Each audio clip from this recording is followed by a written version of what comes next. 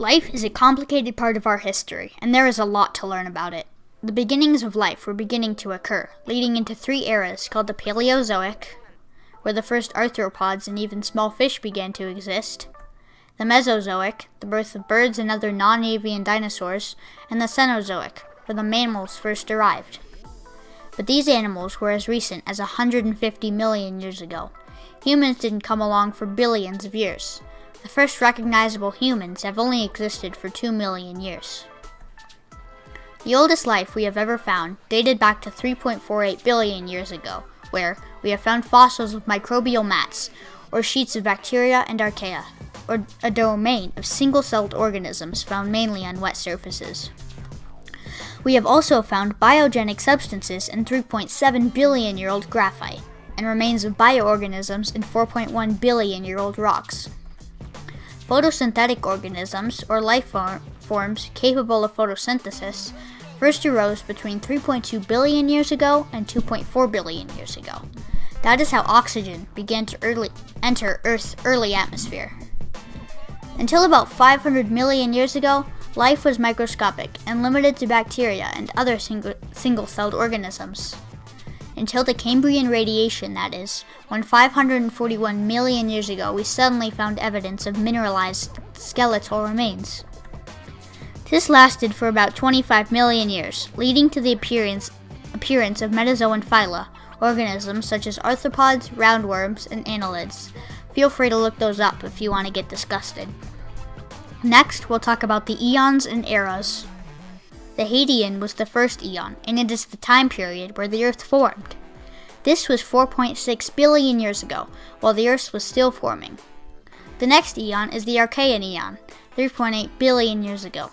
This is the time when the lava began to cool and form the Earth's outer crust. The third eon, the Proterozoic, is when the first life began to form in the sea. The fourth eon, the Phanerozoic, is divided into 3 parts: the Paleozoic, 542 million years ago, the Mesozoic, 251 million years ago, and the Cenozoic, just 65 million years ago.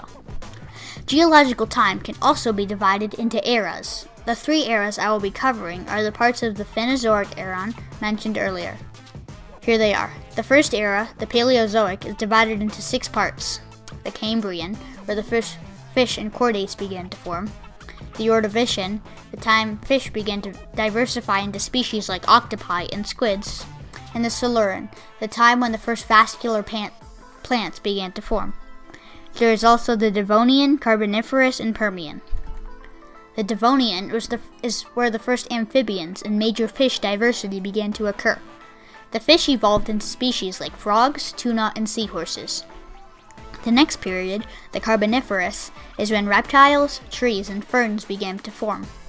The final period is the Permian, where there is a major extinction, and basic land animals such as reptiles began to diversify. The next era is the Mesozoic, divided into the Triassic, the Jurassic, and the Cretaceous.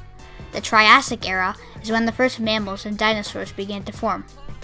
You may have heard of the Jurassic period, and this is where the first birds are formed, and dinosaurs began to diversify. The dinosaurs going extinct, the first primates, and the first flowers all happened during the Cretaceous period. There is one final period, and this is the one where humans come along.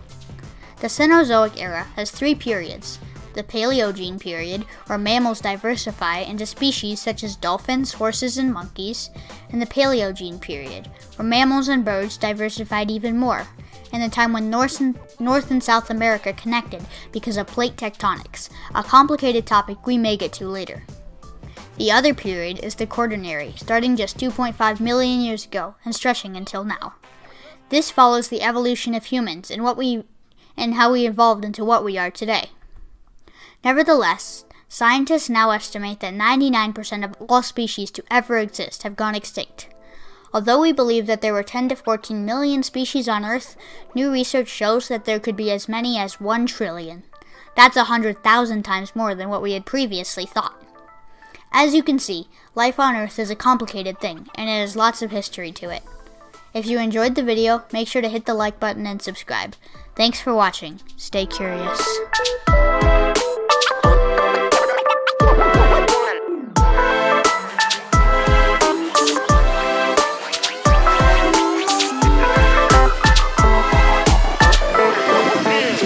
Let's go.